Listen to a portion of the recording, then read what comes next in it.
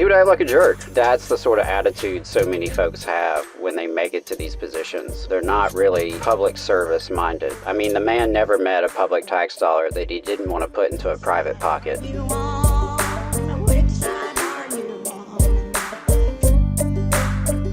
It's the 5-year anniversary of something. Or the 1 year or 3. It's an anniversary. Talk to us about it. What's going on? Oh, okay. All right. I see what you're doing here. All right. So, let's see. This week was the 7-year anniversary of Casey Wardynski resigning from Huntsville City Schools as the superintendent. You get those Facebook memories that pop up, and happened to see that. And, shared it with Jacob. He wanted me to speak to it on the show today because, Casey Wardynski was superintendent of Huntsville City Schools for over 5 years and made quite the impact. He ran for Congress shortly after. That was last year, 2022. He ran for 5th Congressional District. He was working in the Trump administration at one point. So what do you want to know about his resignation? Basically, what was it that he was pushed out for? What was that about? Sure. So he announced this hastily called press conference, and I booked it down there, as did a lot of reporters and anybody who could, to the school board, where he had this press conference and he dropped a couple bombshells, and one of which was that he was resigning and he was going to give less than 48 hours notice, which, by the way, is not allowed for teachers. Your certificate will be flagged if you do that as a teacher. But regardless, he was resigning with less than 48 hours notice. And he also announced that he was in a relationship with a lady named Karen Lee. And Karen Lee was the CEO of a contractor that just so happened to have had millions of dollars of business with Huntsville City Schools. And so there was an obvious question about conflict of interest there. And he said that he was trying to be on the up and up and wanted to just go ahead and resign lest it become a problem. And of course, it was increasingly a problem because just a couple weeks beforehand, his allies had lost the school board election. And so for the very first time, he was actually going to face opposition at the school board. He had had a 5-0 majority his whole time. And there were 2 seats that were open that August 23rd or so. And he resigned, a few weeks later. He knew he was going to be facing a lot of extra scrutiny. And having a relationship with a contractor is typically frowned upon.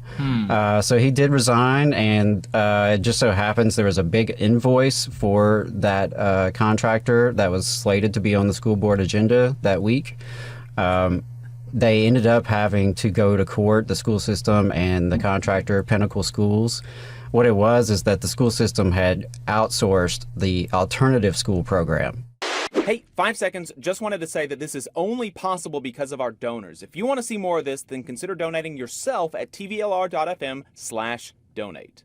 So if you remember when you were in school, there were those kids who got in a lot of trouble, so much trouble that they weren't allowed back at the normal school, alternative school.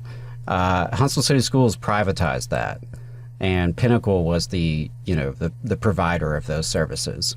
That was the official reason why he resigned so quickly and got the heck out of Dodge. Now you are, new listeners to the show may not know, but you formerly worked for the teachers union here in Huntsville. And so with him as a superintendent, he was a really big fan of yours, right? Oh, yeah. We had quite the battles over the year, or it was about a year and a half, I guess, when I was in the AEA position in Huntsville while he was superintendent. And it got really ugly pretty quick. I called him out in the Huntsville Times my second week on the job, I think, and so it was kind of on from there.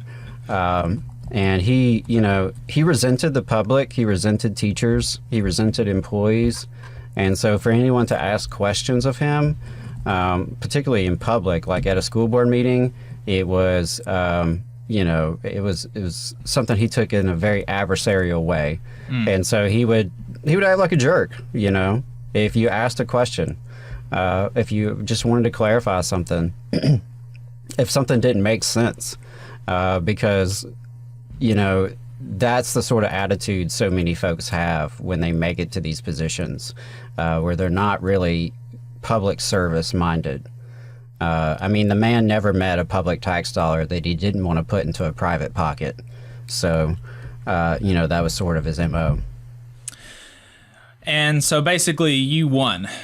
I think the people won. I think, the interesting thing is that for the last year or so of his administration, people across the city of Huntsville organized across party lines, across neighborhood lines, across racial lines. There was a really broad coalition of people who were, attending school board meetings and attending and organizing community meetings all over town. And, I led an effort with the Huntsville Education Association to sue Casey Wardynski, and we were pretty successful with that. Unfortunately, I faced a lot of internal opposition from the association, both at the local and the state level, which really hampered a lot of our opposition efforts.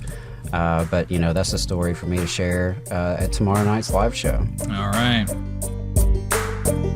You just saw a clip from the Valley Labor Report. We are live every Saturday morning from 9:30 a.m. till 12:30 p.m. And we pride ourselves on keeping all of our content free to everybody so that we can talk to as many working folks as possible. If you support the work that we're doing, you think that it's important, you think that it's good, then consider making a monthly contribution to the project, and you can do that on our website, tvlr.fm.